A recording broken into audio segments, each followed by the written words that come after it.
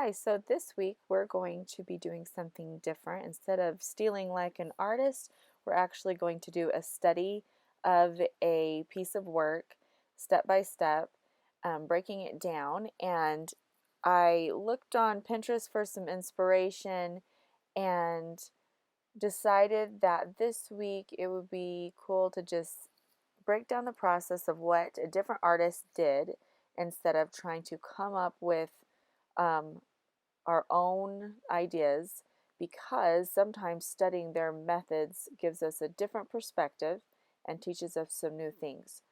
So, no, this isn't something that you're going to say, yes, I came up with this idea myself, but you say, I did a study of a great artist, and her name is Paula Ann Ford. And I looked up how to get a hold of her and ask her if we could represent her work. And she's actually deceased. So she passed away, sadly. And I just want to make sure that we pay our respect that she did some beautiful work, and I appreciate that her work is out there for us to be inspired by. So on this piece of canvas paper, and it's quite large, I painted acrylic, a light sky blue at the top with a bit of gray, a periwinkle purpley blue in the middle, and then some gray. And then I let it dry, walked away, and I just went at it with some soft pastels. They are not the highest quality, but they are good enough and good for students, and they worked out pretty great. The soft pastels. Later at the end, you'll see that I grabbed some hard pastels.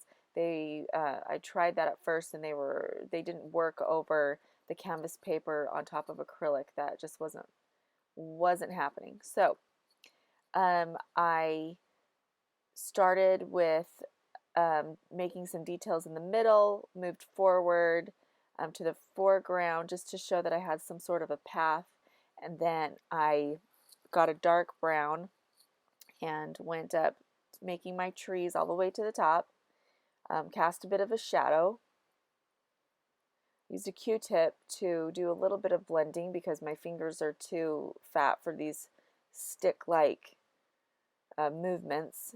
I felt like I wished I had a dark brown, so you have to kind of dump off the dust every once in a while. Sprayed some water to give it some. Water makes the colors feel darker and they blend a little bit more.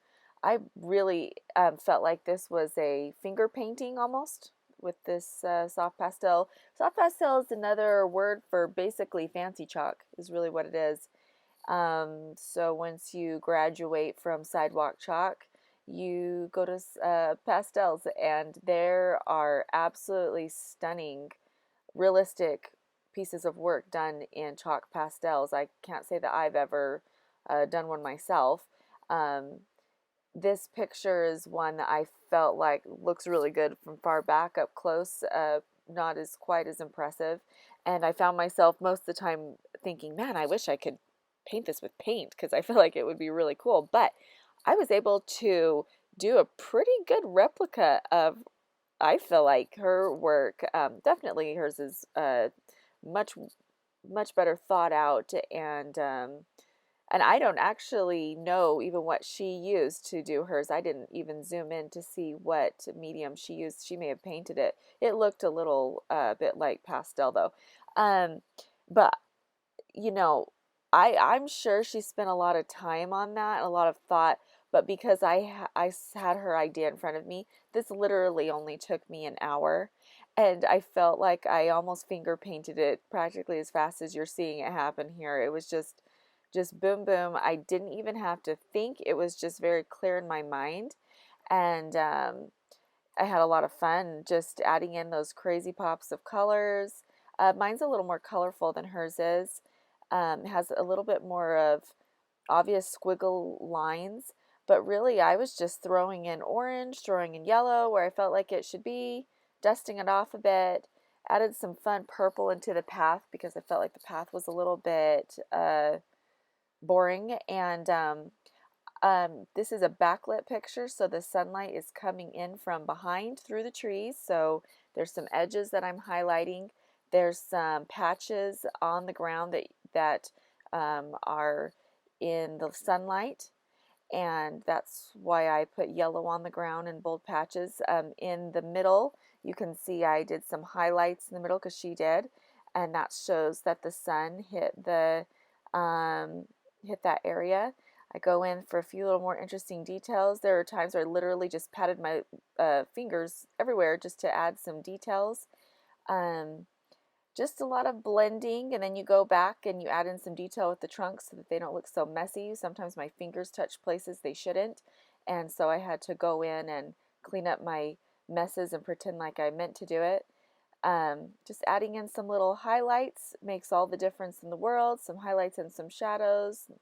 You can see my fingers tapping it, and I go to sign it here in a minute, and I make a big blobby mess, and it's just kind of funny. So I had to wipe it off and clean it up and sign it again. So when you feel like you're done, add a few more highlights and shadows, um, spruce it up a little bit, take a look back, blend some things. So you just work, see, make a big blob.